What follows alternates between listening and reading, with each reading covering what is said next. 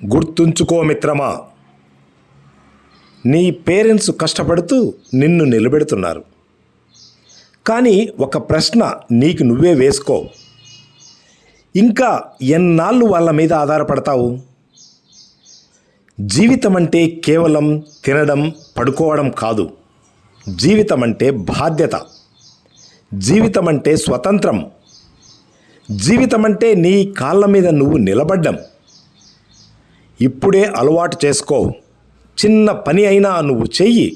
ఎవరైనా చేస్తారనుకుని కూర్చుంటే రేపు చిన్న పని కూడా చేయలేని పరిస్థితి వస్తుంది. ఎవరి నీడలోనో నిలబడి బ్రతికితే నువ్వు ఎప్పటికీ నీ వెలుగును చూడలేవు. నీడలో ఉండే మనిషి చల్లగా ఉంటాడు, కానీ ఎదగడు. అందుకే బయటకు రా, సొంతంగా ఆలోచించు, సొంతంగా నిర్ణయం తీసుకో, సొంతంగా పని చేయడం ప్రారంభించు.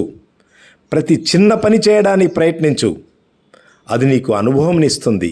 అనుభవం నీకు ధైర్యాన్ని ఇస్తుంది. ధైర్యం నీకు విజయాన్ని తీసుకొస్తుంది. గుర్తుంచుకో మిత్రమా.